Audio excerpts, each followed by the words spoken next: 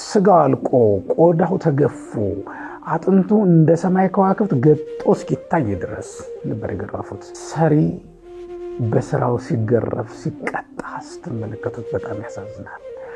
ግን በአንድ በኩል ደግሞ ደስ የሚለን ያ ግርፋት ስለ ሁላችንም የተደረገ መሆኑን ስለምንመለከት ነው። በግርፋት ደሙ ፈሷል። መሬት ላይ በወደቀ ጊዜ ደሙ ፈሷል። በቀኖት ምክንያት ደሙ ፈሷል። በርግዘተ ገቡ ደሙ ፈሷል። በአክሊለ ሦክ ደሙ ፈሷል። የክርስቶስ በአምስቱ ወገን ነው ደሙን ያፈሰሱት። ደሙን ካፈሰሱባቸው መንገዶች አንዱና የመጀመሪያው ተቀስፎ ዘባን ነው። የክርስቶስ ደሙ የፈሰሰባቸው በጣም ነው የሚያሳዝነው።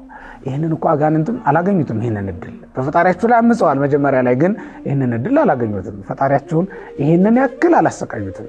ዛሬ ኃጢአት የምታሰቃየው ሰው በገሃነም የመሰቃየት ግዴታ አለበት።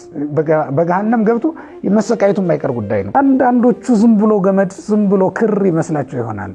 ግን የክርስቶስን መከራ እቀበላለሁ ለማለት ነው። ሌላ መከራ የለብኝም፣ እኔ የምቀበለው መከራ የክርስቶስ መከራ ነው፣ ሌላ መከራ ከኔ ይራቅ ለማለት እኮ ነው ይሄ ምልክት ሆኖ የሚሰጠው።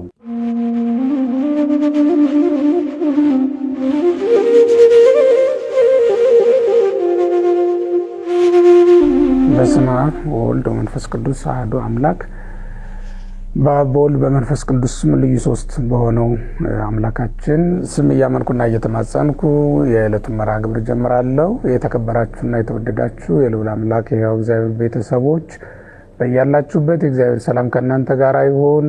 እንደምሰነበታችሁ። ለዚህ ዕለት ለዚህ ሰዓት ያደረሰን አምላካችን እግዚአብሔር በስም በግብር በአካል ሶስት በባህሪ በሕልውና አንድ አምላክ ብለን እንድናመልከው የፈቀደልን አንድነቱ ሶስትነቱን ሳይጠቀልልበት ሶስትነቱም አንድነቱን ሳይነጣጥልበት የሚኖረው ልዑለ ባሕርይ አምላካችን እግዚአብሔር በነገር ሁሉ የተመሰገነ ይሁን። እንግዲህ በዛሬ መርሐ ግብራችን የምናየው እንዳሰሰው ያለንበትን ወቅት ታስታውሳላችሁ። የሕማማት ወቅት ላይ ነውና የምንገኘው። የአምላካችን የመድኃኒታችን ኢየሱስ ክርስቶስ ሕማሙንና ሞቱን የምናዘክርበት ሳምንት እንደመሆኑ መጠን ለዛሬ እንግዲህ በሕማማቱ ሳምንት ከምናስታውሳቸው ትምህርቶች መካከል 13ቱ ሕማማተ መስቀልን ነው የምናነሳው። ምናልባትም በአንድ ክፍል ላይ ያልቅ ስለሚችል ሌላ ክፍል እንጨምርበታለን ማለት ነው። ለዛሬ እንግዲህ የመጀመሪያውን ክፍል ይዘን እንቀርባለን። የአምላካችን የእግዚአብሔር ቤተሰቦች በዚህ በሕማማቱ ሳምንት የክርስቶስን ሕማሙን የሚያዘክሩ መጻሕፍት በቤተክርስቲያን ይነበባሉ። ሕማሙን የሚያዘክሩ ዜማዎችም ይዜማሉ። የክርስቶስ ሕማሙ ሕማማችን ነው። በሕማሙ ካልተሳተፍ ነው በሞቱ በትንሣኤው ልንሳተፈው በክብሩም ልንሳተፈው እንደማንችል መጽሐፍ ቅዱስ ይነግረናል። እና የቤተክርስቲያን ትልቁ አጀንዳ የክርስቶስን ሕማም የክርስቶስን ሞት ማሰብ ነው። በዚህ ምድር ላይ ሳለን የክርስቶስን ሞት እያሰብን እንኖራለን። በወዳኛው ዓለም ደግሞ የእግዚአብሔርን ክብሩን ወርሰን እንኖራለን ብለን እናምናለን። እና የክርስቶስ ሕማሙ ክብራችን ነው። ውርደቱም እና የተቀበለው መከራ ሁሉ ደግሞ ጌጣችንና ልዕልናችን ነው ብለን እናምናለን። ከዚህ የተነሳ ሁል ጊዜ ሕማሙን ሞቱን ስናስብ ነው የምንኖረው። እንግዲህ ቤተክርስቲያን በጉልላቷም ላይ መስቀሉን አድርጋ የምትታየው ሁል ጊዜ ከነገረ መስቀሉ በስተቀር ከክርስቶስ መከራ በስተቀር ሌላ የምታስታውሰው ሌላ አጀንዳ የሌላት መሆኑን ለማስታወስ ነው። መስቀላዊት ቤተክርስቲያን ነች እንግዲህ ቤተክርስቲያናችን። እና አሁን ደግሞ ልዩ ሳምንት ይሄ አምላካችን መድኃኒታችን ኢየሱስ ክርስቶስ ሕማሙ ሞቱ የሚነገርበት ልዩ ሳምንት ላይ ነው የምንገኘው። በተለይ እነዚህ 5 ቀናት 5500 ዘመን የተቀጣነውን ቅጣት የነበርንበትን የጨለማ ዘመን ለማስታወስ ያክል በሐዲስ ኪዳን ከተፈቀዱልን አገልግሎቶች ሁሉ ተለይተን ነው ሕማሙን ሞቱን እያሰብን የምንገኘውና ቀናቶቹ 5 ናቸው። ያው እንደምታያቸው ከሰኞ እስከ ዓርብ ድረስ ያሉት ማለት ነው። በእነዚህ ቀናት ውስጥ 5500 ዘመናትን ለማስታወስ ነው። ቅዳሴ የለም፣ ጸሎተ ፍትሐት የለም፣ ስርየተ ኃጢአት ይሄ ማለት እግዚአብሔር ይፍታ ብሎ ካህኑ ስርየተ ኃጢአት መስጠት እንዳይችልም የተከለከለበት ሳምንት ነው ይሄ ሳምንት ማለት ነው። እና በልዩነት ያንን የመከራውን ዘመን እንድናስታውስ አድርጋ ቤተክርስቲያናችን የሰራችው ሳምንት ነው። እና የክርስቶስን ሕማሙን ሞቱን እያስታወስን እንቀጥላለን። ለዛሬ እንግዲህ ጊዜውም እንዲበቃን ያክል 13ቱን ሕማማተ መስቀል የሚባሉትን ነው እንግዲህ የምናነሳው ማለት ነው። እግዚአብሔር ከሁላችንም ጋር ይሁን። የክርስቶስ ሕማሙ ሞቱ ስናነሳ ነገረ መስቀሉ ሰፊ ነው ጉዳዩ። ምክንያቱም የ5500 ዘመንን የመከራ ታሪክ ያደማደመ የ5500 ጩኸትን ዘመን ጩኸትን የዘጋ ጩኸት ነው። በዚህ ቀን የምናየው በዚህ ቀን የምናስበው መከራ የምናስታውሳቸው ነገሮች ሁሉና እንግዲህ 13ቱን ሕማማተ መስቀል ደግሞ በልዩነት 13 ሕማማተ መስቀል የምንላቸው አሉ በቤተክርስቲያናችን የታወቁ እነሱ ነው እንግዲህ የምናነሳው ማለት ሰፊ ነው ጉዳዩ። ግን ከዛ በቁጥር የተለዩትን ምስጢራቸው ምንድነው፣ ቁጥራቸው ስነማን ናቸው የሚለውን ለማስታወስ ያክል ነው። ወደ ቁጥራቸው እያንዳንዳቸውን ከመዘርዘሬ በፊት ሁለት አይነት አቆጣጠር አለ በቤተክርስቲያናችን። አንደኛው እስከ 8 ድረስ ሌሎችን ቆጥሮ ከ9 በኋላ ባሉት 5ቱን ቅንዋት መተካት እና 13 መሙላት ያለ የተለመደ አቆጣጠር ነው። በትርጓሜ ቤትም የተማርነው። ሌላው ግን እንዳለ በዝርዝር 13 አይነት ሕማማትን መዘርዘር ብቻ ደግሞ እንዲሁ 13ቱን ሕማማተ መስቀል የምንቆጥርበት ሌላ መንገድ ነው የሚሆነው ማለት ነው። እንግዲህ እኔ የመረጥኩት እያንዳንዱን በዝርዝር 13ቱን ሕማማተ መስቀል እያንዳንዳቸውን በዝርዝር የክርስቶስን ሕማሙን የምናስታውስበትም አጋጣሚ ስለሆነ እያንዳንዳቸውን በዝርዝር ለማየት ነው እኔ የመረጥኩት መንገድ ይሄ ነው። እንግዲህ እግዚአብሔር ከረዳን እነዚህ እናነሳለን ማለት ነው። 13ቱ ሕማማተ መስቀል በሁለት ከፍያቸዋለሁ ለማጥናት እንዲመቸል ብዬ ማለት ነው። በሁለት የከፈልኳቸው ቅድመ መስቀል ቅድመ አሪግሃ በመስቀልና ድህረ አሪግሃ በመስቀል ወደ መስቀል ከመውጣት በኋላና ወደ መስቀል ከመውጣት በፊት ያሉ ማለት ነው ብለን በሁለት ከፍለን ልናያቸው እንችላለን። በእርግጥ ወደ መስቀል ከወጣ በኋላና ከመውጣቱም በፊት የነበሩ ሕማማት አሉ ሁለቱም ጋር የሚገኙ ማለት ነው። ግን እንደው ለመክፈል ያክል ለጥናት ላያያዝ እንዲመቸል በሁለት እንደዚህ ባለ መንገድ መክፈል እና መያዝ እንችላለን ማለት ነው። ጌታ 13ቱን ሕማማተ መስቀል እንደሚቀበል በመስቀል ላይ በዕለተ ዓርብ እንደሚቀበል ለሐዋርያት አስቀድሞ ነው ያመለከታቸው ይላሉ አባቶቻችን ሲተረጉሙ። የማቴዎስ ወንጌል ምዕራፍ 26 ቁጥር 26 ላይ ያለውን ወንጌል ሲተረጉሙ ጌታ 13ቱን ሕማማተ መስቀል እንደሚቀበል አስቀድሞ አሳይቷል። በምሳሌ በምን መልኩ ከተባለ የቀረበውን ማዕድ ወይም ቅዱስ ቁርባንን ቀርቦ ከ13 አድርጎ ነው የከፈለው የቆረሰው ማለት ነው። ነግ በመልተ መስቀል 13ቱን ሕማማተ መስቀል እቀበላለሁ ማለቱ ነው ብለው አባቶቻችን ነግረውናል። እና 13ቱን ሕማማተ መስቀል መቀበሉን አስቀድሞ ነው ለሐዋርያቱ በምሳሌ ያሳያቸው ማለት ነው። 12ቱ እነሱ ናቸው፣ 13ኛ ደግሞ እሱ ነው። የቤተ ክርስቲያን ዋኖች ሐዋርያት ናቸው ባለርስቶቹ አይደል? እንደምታውቁት በቀደመው ዘመን ያዕቆብ ለ12ቱ ነገደ እስራኤል ነው አይደል ርስቱ የተከፋፈለው። ያዕቆብ ከርስቱ ውስጥ ገብቶ አልተቆጠረም። የያዕቆብ ልጆች ግን ርስቱን ሲካፈሉ ከ12 ነው የተካፈሉት። ልጆቹ 12 ነበሩ ማለት ነው። ያዕቆብ 13ኛ ነው የነበረው። ሰማያዊቷ ርስትም በ12ቱ ነገደ እስራኤል ልክ 12ቱ ሐዋርያት ባስተማሩት ትምህርት መሰረት ነው።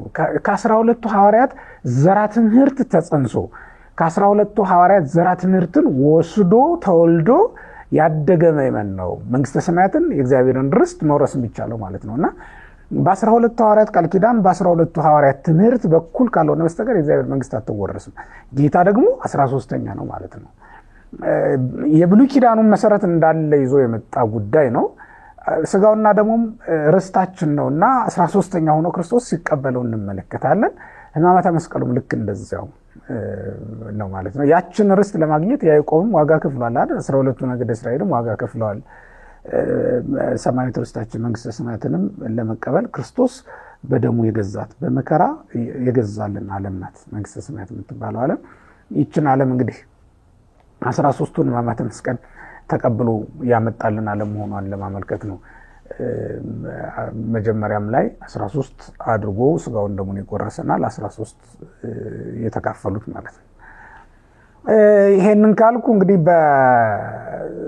በቤተክርስቲያናችን ውስጥ የጌታን ሕማማት የጌታን መከራ እንደመናገር ያለ ከባድ ነገር የለም እውነት ለመናገር። ምክንያቱም በጣም የሚገርም ምስጢር ያለውና የሚደንቅም የሚያስቸግርም ነገር ነው እንደ እውነቱ ከሆነ። ምክንያቱም በዓለም ታሪክ እኮ ለመጀመሪያ ጊዜ ጻድቅ ሰው የሞተበት ቀን ነው ያ ቀን። አይገርማችሁም? በእውነት ጻድቅ ሰው በምድር ላይ ያልነበረባት ምድር ናት ምድራችን። ጻድቅ ሰው ለመጀመሪያ ጊዜ አንድ ክርስቶስ ቢገኝ እሱንም በመስቀል የቀጣቸው ዓለም ናት አይቻልም ማለት ነው። እና ጻድቅ በሞተበት በዚህ ቀን ስለዚያ ጻድቅ ሰው ሕማምና ሞት መናገር እንዴት እንደምን ያለ ከባድ ይሆን። አንድ ሰው ስለ ወንጀሉ ስለ ኃጢአቱ በተቀጣው ቅጣት በተፈረደበት ፍርድ ላይ ድርሳን መጻፍ እና መናገር ይቻል ይሆናል። ግን ጻድቁ ስለሁሉ ሲሞት አንዱ ስለሁሉ ሲሞትስ ያንን መናገር ያንን ማሰብ ሳይከብድም? ለዚህ ነው ሊቃውንቱ ምን ይላሉ? አይ ህሊና ዘይሄሊ ዘንተ ወአፍ ዘይትናገር ዘንተ ሕማማቲሁ ለወልድ ዮሐንስ አፈወርቅ። ይህንን ማሰብ የሚችል ህሊና እንደምን ያለ ነው፣ ይህንንስ መናገር የሚችል እንደምን ያለ አንደበት ነው ይላል። በእርግጥም አንደበትን ሁሉ እንዲተሳሰር የሚያደርግ ነው። ደንቆን ነበር እኮ መለኮት ወደ ምድር ወርዶ በስጋ ሲጠቀለል ስንመለከተው ገርሞናል አይደል እንዴ? በቤተልሔም ተጥሎ በግርግም ተጥሎ ስንመለከተው በአርያም ማደሪያው ሞልቶ የሚኖረው አምላክ በግርግም ተጥሎ ስንመለከተው አስደንቆን ነበረ። ያን ጊዜም ቢሆን የአምላክ በስጋ በበረት መጣል ብቻ አይደለም፣ የስጋም በአርያም መገኘትም የሚያስደንቅ ነገር ነበረ። እውነት ለመናገር ያ ያስገርማል። ይሄኛው ደግሞ ያስደንቃል፣ ያሳዝንማል። አንደበት እንዲዘጋና ለማድነቅ ብቻ ካልሆነ በስተቀር ምን ቃልስ ይገልጠዋል? ምክንያቱም ሁሉን የሚይዘውን ያዙት ነው የሚለው ዮሐንስ አፈወርቅ። ሁሉን የሚይዘውን ያዙት። በሁሉ ላይ መፍረድ የሚቻለውን ፈረዱበት። በአዳም ላይ የሞት ሞትን የፈረደበትን እሱን እኮ ነው የፈረዱበት። ሁሉን ያዘውን ማለት ዓለምን በመሃል እጁ ያዘውን ነው ያዝ ነው ብለው የተጫወቱበት። እንግዲህ ያዝ ነው ብለው እንደዚህ ሲሳለቁበት የነበረው የምትመለከቱት። ያን ጊዜ አይሁድ እየዘበቱበት በነበረ ሰዓት እኮ መላእክት በሰማይ እየዘመሩለት ነው የነበረውና ይህንን መናገር የሚቻለው ይህንንስ ማሰብ የሚቻለው ምን አይነት ሌላ ምን አይነት አንደበት ነው ብለው ሊቃውንቱ የተናገሩት ከዚህ የተነሳ ነው። እና በተሰበረ ልብ ሆነን እንናገረዋለን፣ በተሰበረ ልብ ሆነን እንሰማዋለን። ሁልጊዜ የጌታን የሕማሙን የሞቱን ነገር ሁልጊዜ አዲስ ነው። እውነት ለመናገር በቤተ ክርስቲያን ማለት ነው ሁልጊዜ የሚያስለቅስ የሚያሳዝንም ነው። ባህታውያን በገዳም ገብተን ካልሆነ በስተቀር ከሰው ተለይተን በበዓት ተከተን ካልሆነ በስተቀር ይህንን ማሰብ አይቻልንም ብለው ገዳም የገቡለት ሰማዕታት በነደደ እሳት በተሳለ ስለት ውስጥ ገብተን ካልሆነ በስተቀር ለዚህ ጉዳይ ለዚህ ፍቅር ዋጋ መክፈል መመለስ ይህንን ፍቅር ይህን ብድራት መመለስ አይቻልንም ብለው ራሳቸውን አሳልፈው የሰጡለት ይህ ነገር በእርግጥም የሚገርምም የሚያሳዝንም ነገር ነው። ሰማዕታት በመከራ ዓለም ውስጥ እየኖሩ አሰቡት፣ እየኖሩ አሳዩት። ይህንን መከራ ባህታውያንም በገዳም በዋሻ ወድቀው ነው ያሳዩት ይህንን መከራ ማለት ነው እንጂ አስቦ መናገር ባለቅኔ ቅኔ ሊደርስለት ደራሲም ድርሳን ሊያዘጋጅለት የሚቻለው አይደለም እውነት ለመናገር። እና ግን ሁልጊዜ አዲስ የሆነውን ይህንን የክርስቶስን የሕማሙን ነገር ሁልጊዜ ስንናገር እንኖራለን ማለት ነው። እንግዲህ እሱን ለማስታወስ ያክል ነው ለዛሬ ከምናነሳቸው 13 ሕማማተ መስቀል መካከል የመጀመሪያው እንደው በቀደም ተከተል ለማድረግ ያደረኩ መስሎኛል፣ ወይም ደግሞ በቀደም ተከተል ለማቅረብ የሞከርኩ መስሎኝ ነው። እንግዲህ እንደዚህ አሁን ባለው ቀደም ተከተል ይዤላችሁ የቀረብኩት እና የመጀመሪያው ተአስሮ ድኅሪት ነው። ተአስሮ ድኅሪት ማለት የፊጥኝ መታሰር፣ እጅን ወደ ኋሊት አድርጎ ማሰር ማለት ነው፣ መታሰር ማለት ነው። አይሁድ ወደ ዳኞች ወደ ሊቃነ ካህናቱም ወደ ሸንጎም አደባባይ ይዘውት ከመቅረባቸው በፊት የመጀመሪያ ያደረጉበት ነገር ምንድነው? ማሰር ነው። 3 ነገሮች አድርገዋል። የመጀመሪያው ተነባብረው ያዙት ነው የሚለው። እኔን ያዙኝ እነሱ ግን ተዋቸው ብሎ በፈቀደላቸው ጊዜ እኔን ያዙኝ አላቸው። ተነባብረው መጣው እነዚያ ፈርጣማ ወታደሮች ያዙት ይላል። ሁለተኛ ደግሞ አሰሩት ነው የሚለው። ሶስተኛ እያሰቃዩ ነው የወሰዱት። ከዛ በኋላ በመንገድ እየጣሉ ምን እያሉም ነው ይዘውት ሄዱት። እና የመጀመሪያ እንግዲህ የምናደርገው ከያዙት በኋላ ምንድነው ያደረጉት? ማሰር ነው። ለምን? ወንጀለኛ ነው፣ አላዊ ንጉስ ብለውታል። በንጉስ ላይ የተነሳ የንጉስን ስልጣን የሚሻማ ከፍተኛ ወንጀል የፈጸመ ሰው ነው ለማለት ለማሰኘት እንዲመቻቸው ነው አስረው የወሰዱት። ኢየሱስ ክርስቶስ ግን ዓላማ ነበረው፣ ተይዞ እንዲታሰር የሆነበትም ምክንያት ማለት ነው። አባታችን አዳም እስራት ውስጥ ነው ያለው። ለ5500 ዘመን ነፍሳት እስራት ውስጥ ነው ያሉት እና ለነሱ መታሰር ዋጋ ሊከፍልላቸው ካሳ ሊሆንላቸው የመጣ ስለሆነ እንዲህ ስለሆነ ነው መታሰሩን የፈቀደላቸው እንጂ በእውነቱ ሳይፈቅድ ያሰሩት አይደለም። በነገራችን ላይ የክርስቶስ ሕማሙ ያለ ፈቃዱ የተደረገበት አይደለም። ማንም ቢሆን በግድ ይዤ ሰቀልኩት በግድ ይዤ ገደልኩት እንዳይል ነው። በመጀመሪያ ላይ ተመልከቱት። በዮሐንስ ወንጌል ምዕራፍ 18ን ስትመለከቱት አይሁድ መጥተው ምንድነው ያደረጉት? ይሁዳን ያስይዛቸዋል አላቸው። ስሙ አሳልፎ ሰጣቸው። ይሄ ነው ብሎ ጠቆማቸው። ግን እንደፈለጉ መያዝ አልቻሉም። መነታሐስሱ ሲላቸው ምንድነው ያሉት? ማንን ትፈልጋላችሁ ሲላቸው ኢየሱስ ናዝራዊን ሐስስ ነው ያሉት። የናዝሬቱን ኢየሱስን እንፈልጋለን ብለው ሲናገሩት ሁሉም ወድቁ ደሬው ወደ ኋሊት ወደቁ ይላል። ተመልከተው። አምላካችን መድኃኒታችን ኢየሱስ ክርስቶስ ያለ ፈቃዱ የተያዘ አይደለም። እሱ በፈቃዱ ሰውነቱን ሊያኖራትም ሰውነቱን ሊገላትም ሊያድናትም ስልጣን ያለው መሆኑን ሊያከብራትም ስልጣን ያለው መሆኑን አስቀድሞ ተናግሯል። ብውህ ሊተ አንብራሂ ወእሲማ ሰውነቴን በዚህ ዓለም ላኖራት እሲማ በመቃብርም ላኖራት ስልጣን አለኝ ብሎ ነው የተናገረው በዮሐንስ ወንጌል ምዕራፍ 10 ላይ እንደምንመለከተውና ያለ ፈቃዱ የሆነ አንዳች ነገር የለም። ሲወለድም በፈቃዱ ነው የተወለደው፣ ሲሞትም በፈቃዱ ነው የሞተው። የሞተውን እርሱ እንዴት አምላክ አድርጋችሁ ታመልኩታላችሁ ይላሉ ሎቱ ስብሐት። አምላካችን መድኃኒታችን ኢየሱስ ክርስቶስ በስጋ ሞተ ብለን የተናገርን ቢሆንም ቅሉ በእውነት በባህር የመለኮቱ ሞተ ብለን የተናገርን መስሏቸው ነው እነዚያ ሰዎች? እኛ ለመለኮት ሞት ይገባዋል ሞቷል ብለን ያወጅን መስሏቸው ነው እነዚያ ሰዎች? ዛሬ አምላክ ሞተ ብለን የምናዝነው እንደሚመስላቸው ይህን ቀን የምናከብረው እንደዚያ እኮ አይደለም። በፈቃዱ ሞትን የቀመሰውን ያ ማለት በስጋ ሞትን የቀመሰውን አምላክ በስጋ ወደ ዓለም በመጣ ጊዜ በእውነቱ አምነን ካልሆነ በስተቀር ሊገባን የሚችል ምስጢር አይደለም ይሄ።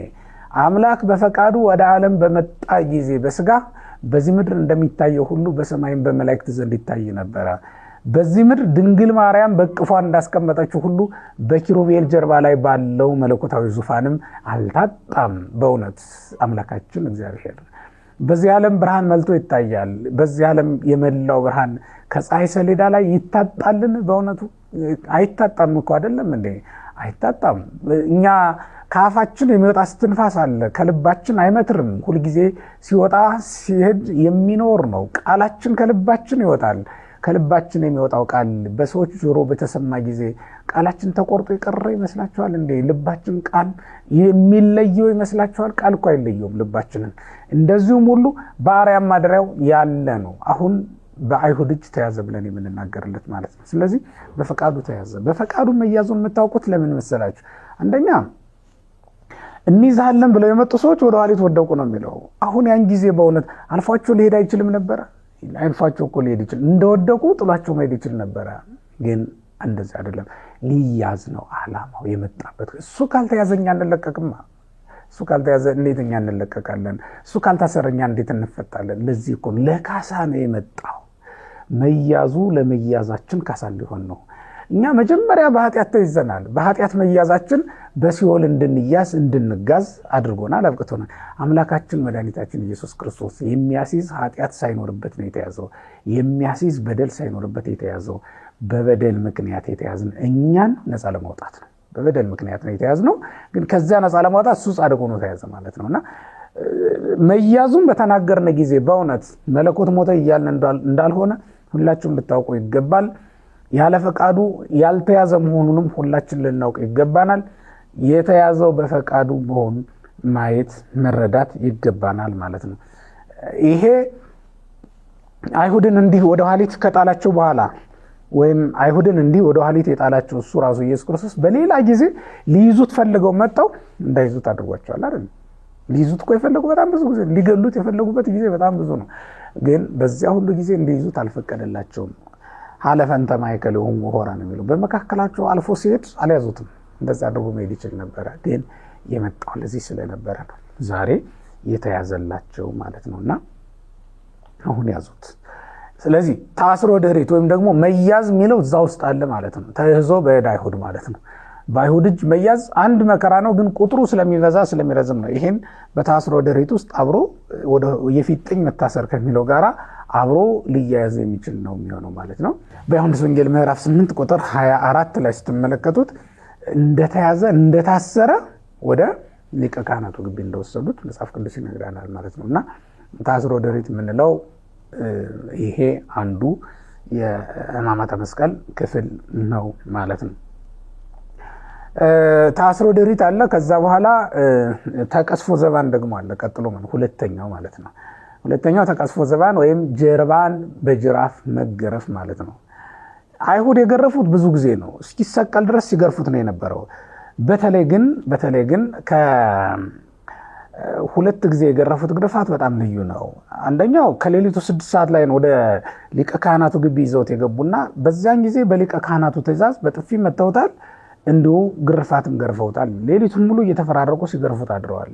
በልዩ ልዩ ድርሳናት እንደምንረዳው አምላካችን መድኃኒታችን ኢየሱስ ክርስቶስ የተገረፈባቸው ጊዜያት በጣም ብዙ ናቸው። በጣም ብዙ ጊዜያት ነው የተገረፈው ኢየሱስ ክርስቶስ እና በኋላ ደግሞ ሲነጋ ወደ ጲላጦስ ፊት አቅርበውት ነበር። በማቴዎስ ወንጌል ምዕራፍ 27 ቁጥር 1 ላይ ወደ ጲላጦስ ፊት አቅርበውት ጲላጦስ የፈረደበት ፍርድ እንዲገረፍ ነበረ። እነዚህ ሁለቱ የግርፋት ጊዜያት በጣም ልዩ ናቸው ማለት ነው በአይሁድ ዘንድ። እኔ ገራፊዎቹ እስኪደክማቸው ድረስ ነው፣ ተገራፊው አይደለም የደከሙት፣ ገራፊዎቹ እስኪደክማቸው ድረስ እየተፈራረቁ ነበር ይገርፉት የነበረ ይላል። ተቀስፎ በእደ አይሁድ ተቀስፎ ዘባን የምንለው አንዱ ከ13ቱ ሕማማተ መስቀል መካከል የሚቆጠር ነው። አጥንቱ እስኪታይ ድረስ ነው። ሎቱ ስብሐት በእውነቱ ስጋው አልቆ ቆዳው ተገፎ አጥንቱ እንደ ሰማይ ከዋክብት ገጦ እስኪታይ ድረስ ነበር የገረፉት። አዳምን ስጋ ያለበሰውን የገረፉት። ልብ በሉ ክርስቲያኖች፣ ከአዳም አንዲት አጥንትን በወሰደ ጊዜ ስፍራው ባዶ እንዳይሆን የአዳምን ባዶነት በስጋ የሞላለትን እሱን ነው እንግዲህ በስጋ የገረፉት ማለት ነው። አጥንቱ እስኪታይ ድረስ ያችን አጥንት ሔዋንን አድርጎ የሰራትን እሱን እኮ ነው። ያውም ደግሞ አጥንት ብቻውን እንዳትቀር በስጋ የሞላትን ደመግቡ ሆና በአዳም ዘንድ የተመረጠች ሴት ትሆን ዘንድ ያደረጋትን እሱን ነው እንግዲህ ዛሬ ገረፉት ተብሎ የሚነገረው። በእውነት በሰሪው ላይ የተበረታታ ሸክላ አዳም ብቻ ነው፣ የአዳም ልጅ ብቻ ነው፣ አይሁድ ብቻ ናቸው ሰሪያቸውን የገረፉ። እውነት ለመናገር ሸክላ ሰሪውን አንደበቱን ከፍቶ ቃል አውጥቶ እንዲያድርገህ ልትሰራኝ አልፈልግም ሊለው ዘንድ ይቻለዋል? ሸክላ ሰሪ በእውነት በሰሪው ላይ ሊያምጽ ይገባው ነበርን? አይሁድ ግን በሰሪያቸው ላይ ያመጹ። አይሁድ ሰሪያቸውን ገረፉ። አይገርማችሁም? ይሄ በእውነት ሰሪ በስራው ሲገረፍ ሲቀጣ ስትመለከቱት በጣም ያሳዝናል። ግን በአንድ በኩል ደግሞ ደስ የሚለን ያ ግርፋት ስለ ሁላችንም የተደረገ መሆኑን ስለምንመለከት ነው። ያ ግርፋት ስለ ሁላችንም መዳን። በግርፋት ምክንያት የፈሰሰ ደም አለ። ደሙ በ5 ወገን ነው የፈሰሰው። በ5 ምክንያት ደሙ ፈሷል። በግርፋት ደሙ ፈሷል። መሬት ላይ በወደቀ ጊዜ ደሙ ፈሷል። በቀኖት ምክንያት ደሙ ፈሷል። በርግዘተ ገቡ ደሙ ፈሷል። በአክሊለ ሦክ ደሙ ፈሷል። የክርስቶስ በ5 ወገን ነው ደሙን ያፈሰሱት። ደሙን ካፈሰሱባቸው መንገዶች አንዱና የመጀመሪያው ተቀስፎ ዘባን ነው። የክርስቶስ ደሙ የፈሰሰባቸው በጣም ነው የሚያሳዝነው። ይሄ ደም ግን መለኮት የተዋህደው ደም ስለነበረ ሁላችንንም የሚቀድስ ደም ነው የነበረው። ለሁላችንም ማህተም ሆኖ ከሲኦል ወጥተን ገነት መንግሥተ ሰማያት እንድንገባ የሚያሻግር ጠላቶቻችንን የሚያሸብር የዕዳ ደብዳቤያችንን ፍቆ የምህረት ደብዳቤ የሚያሰጥ ደም ነው የነበረው። በምህረት ደብዳቤያችን ላይ የተረገጠ ደመ ማህተም ነው የነበረው ይሄ ደም። በእውነቱ ይሄን ደም አፈሰሱት በግርፋት። ሁላችን ስንገረፍ ነው የኖርነው ለ5500 ዘመን። ዲያብሎስ ያለ ርኅራኄ ህዝቡን ሁሉ በኃጢአት ሲገርፋቸው ነው የኖረው። በገሃነም አዳም ሲገረፍ ነው የኖረው፣ ሲገረፍ ሲሰቃይ ነው የኖረው። ያንን መከራ ለማስቀረት ነው ዛሬ የአዳምን መከራ እሱ መቀበል ጀመረ። ንጹሕ ባህሪ ክርስቶስ አዳም በኃጢአት ሆኖ ቢገረፍም ኢየሱስ ክርስቶስ ግን ንጹሕ ሆኖ ሳለን የተገረፈው። ንጹሕ ሆኖ የተገረፈው አምላካችን መድኃኒታችን ኢየሱስ ክርስቶስ ጀርባውን ለግርፋት ሰጠ። መጠውኩ ዘባኔ ለቅስፈት ያለው ትንቢት ተፈጽሞልናል። አሁን ጀርባዬን ለግርፋት ሰጠሁልህ ነው የሚለው።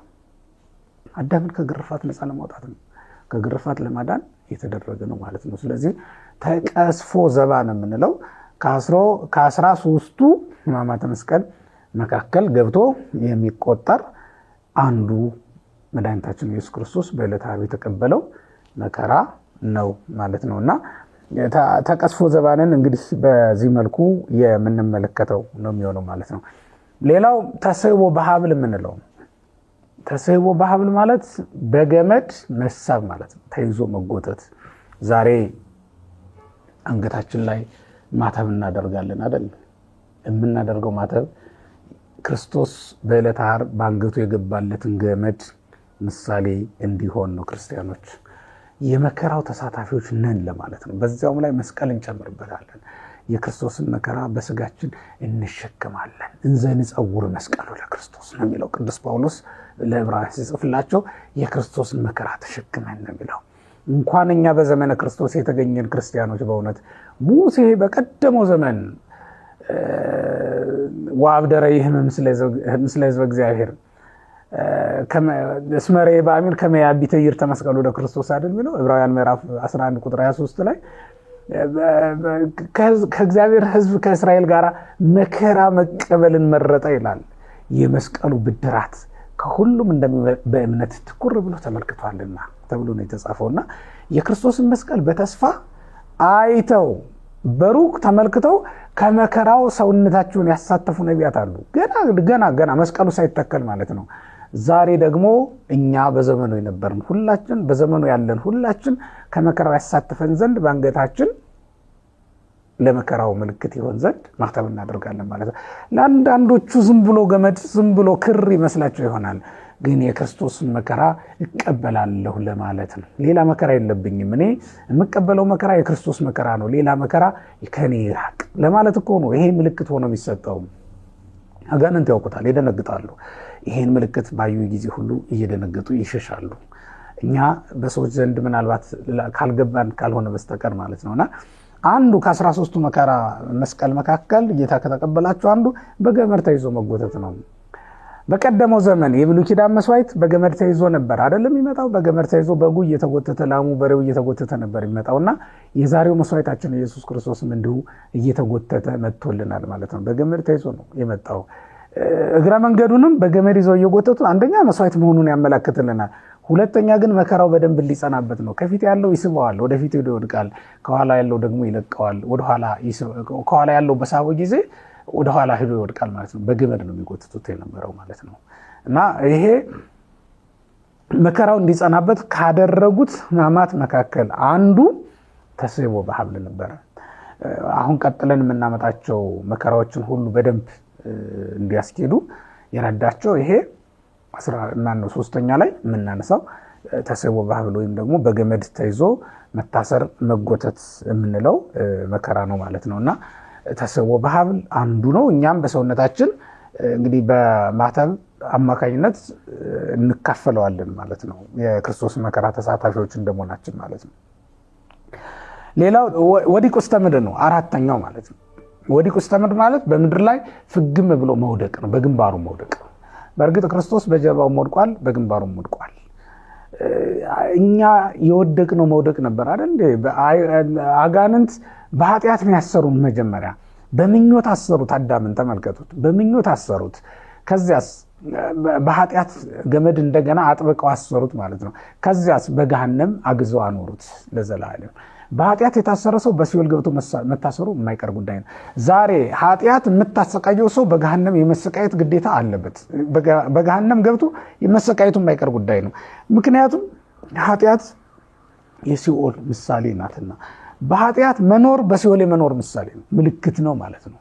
እና አዳምን መጀመሪያ በኃጢአት ስላሰሩት አጋንንት በሲኦል ለማሰር አልተቸገሩም። ከዚያ ለማውጣት ነው እንግዲህ ኢየሱስ ክርስቶስ ታስሮ ተይዞ ምን ብሎ እዚህ ደረሰ። አሁን ደግሞ አይሁድ ምን አደረጉ? እየጎተቱት እያለ ይዘውት እያለ ወዲቅ ውስተ ምድር የምንለው አሁን አንዱ እየያዙ ሲጎትቱት ፊታቸው ላይ ይወድቅ ነበረ ይላል። ፊታቸው ላይ ይወድቅ ነበረ። በዚህ ጊዜ የሰማይ ኃይላት ሁሉ ይናወጡ ነበረ። ኢየሩሳሌምን ሄዳችሁ ያያችሁ ሰዎች ካላችሁ ምናልባትም በኢየሩሳሌም ካሉ የመስቀል ምዕራፎች የሚባሉ 14ቱ የጌታችን መድኃኒታችን ኢየሱስ ክርስቶስ የተጓዘባቸውና ያረፈባቸው የሚባሉት 13 ምዕራፎች አሉና እስከ ቀራንዮ ድረስ ያሉ ከጲላጦስ አደባባይ እስከ ቀራንዮ ድረስ ያሉ ናቸው እነዚህ ምዕራፎች። ከነዚህ አንዱ ይሄ መድኃኒታችን ኢየሱስ ክርስቶስ የወደቀበት የሚዘከርበት ቦታ ላይ ነው። እዛ ላይ በእውነት የሰማይ ኃይላት ሁሉ ሲደነግጡ ነው የሚታይ። ምክንያቱም ይሄ የወደቀው ሩቅ ቢሲ አይደለም፣ ዓለምን በመሃል እጁ ያዘው ነው የወደቀው። ይሄ የወደቀው ከሰማዕታት አንዱ አይደለም፣ ክብር ሽቶ ክብር ፈልጎ መከራ እየተቀበለ ያለ አይደለም። ይሄ የወደቀው አሁን አምላካችን መድኃኒታችን ኢየሱስ ክርስቶስ ክብራችንን ነው የጣሉት። አይሁድ ክብራችንን ነው የጣሉት። በዚህ ምክንያት በሰማይ ኃይላትም ዘንድ መደንገጥ እስኪፈጠር ድረስ መደንገጥ እስኪመጣ ድረስ መገረም እስኪመጣባቸው ድረስ ወድቋል ማለት ነው።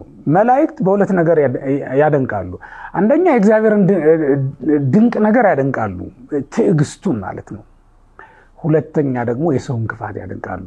ሰው ቢከፋ በፈጣሪው ላይ እስከማመጽ ድረስ ይከፋልን? በእውነቱ ይህንን እኮ አጋንንትም አላገኙትም። ይህንን እድል በፈጣሪያቸው ላይ አምጸዋል። መጀመሪያ ላይ ግን ይህንን እድል አላገኙትም። ፈጣሪያቸውን ይህንን ያክል አላሰቃዩትም። እውነት ለመናገር ረግጠው ጥለውት ሄዱ፣ ጥለው ረገጡት። አሁን አራተኛው ላይ ነው ያለው። አምስተኛው በዚያው አያይዤ ልንገራችሁ። አምስተኛው ተካሂዶ በእግር አይሁድ ነው። በአይሁድ እግር መረገጥ ማለት ነው። በአይሁድ እግር በእግራቸው ረግጠውታል። አይሁድ ተካሂዶ በእግር አይሁድ ላይ በጣም የሚገርማችሁ ይጥሉትና ወዴት ሄደ ይላሉ። አመልጦ እንዳይሆን እያሉ እየተሳለቁ በላዩ ላይ ይሄዱበታል ይላል።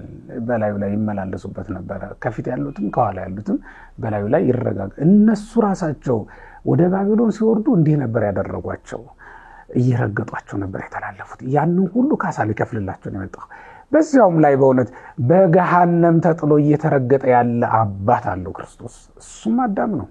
በገሃነም ተጥሎ እየተረገጠ ያለ ቅዱስ ዕቃ አለው። እሱን ሊቀድስ ይፈልጋል ክርስቶስ። እሱም የሰው ልጅ ነው። የሰው ባህሪ ተረግጧል። እየተረገጠ ያለውን አጋንንት እየተደቃደቁት ያለውን የሰውን ባህሪ ያድስ ዘንድ ያነጻ ዘንድ አምላካችን መድኃኒታችን ኢየሱስ ክርስቶስ ተረገጠ ማለት ነው። ዛሬ ክብራቸውን ነው የረገጡት ማለት ነው። አይሁድ የራሳቸውን ክብር ነው እየረገጡ ያሉት። በእውነቱ ከረጋጩ በላይ ካለው ይልቅ በስር ያለው ሲበልጥ በጣም አያሳዝንም? በእውነቱ በጣም ይሄም ያሳዝን ነው። እነዚህ አይነት መከራዎች ነው የተደረጉ። ስለዚህ አምስተኛው ተካሂዶ በእግር አይሁድ ወይም በአይሁድ እግር መረገጥ የምንለው መከራ ነው ማለት ነው። ሌላውና ስድስተኛው ምናልባትም በዚህ ክፍል የምናየው የመጨረሻው ክፍል ማለት ነው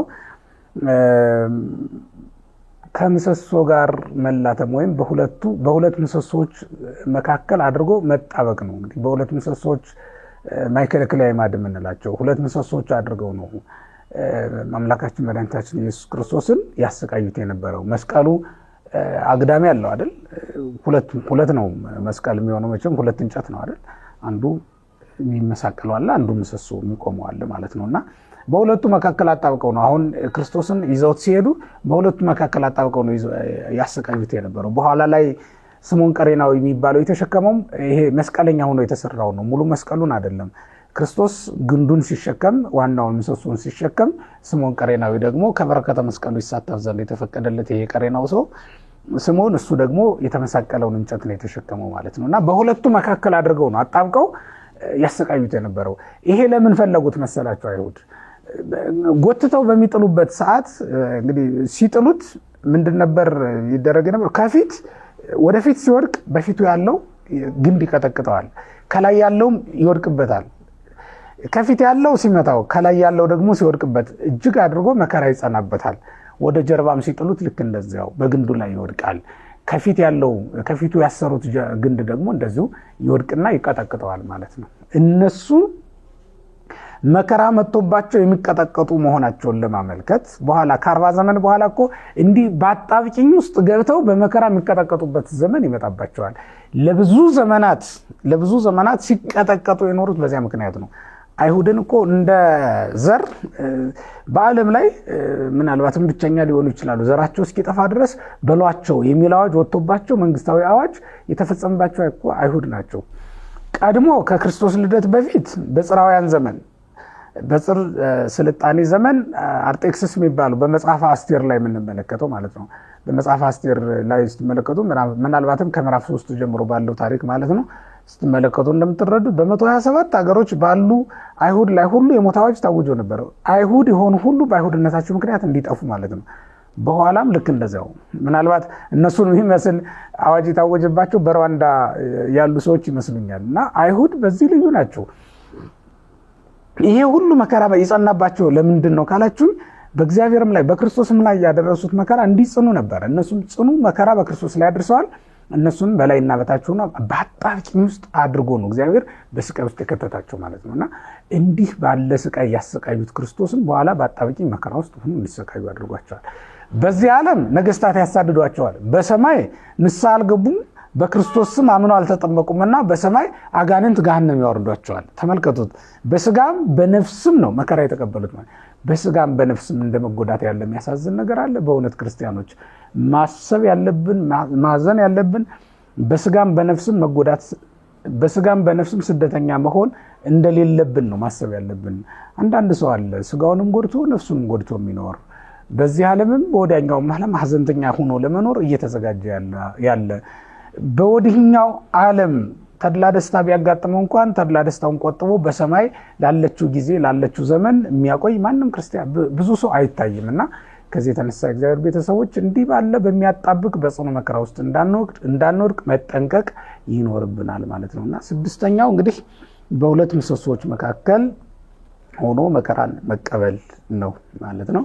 ለዛሬ እንግዲህ በክፍል 1 የምንመለከተው ስድስቱን ነው የነበረው። ከዚህ በኋላ የሚቀሩን ደግሞ 7ቱ ናቸው። 7ቱን እንደገና በክፍል 2 እንመለከታቸዋለን። ለዛሬ ሕማሙን ሞቱን አንስተን እንድንናገር የፈቀደልን አምላካችን እግዚአብሔር ስሙ የተመሰገነ ይሁንልን። ከበረከተ መስቀሉ ያሳትፈን። ክርስቶስ መድኃኒነ መጻ ወሐመ በእንቲአነ ወበሕማማቲሁ ቤዛወነ አሜን።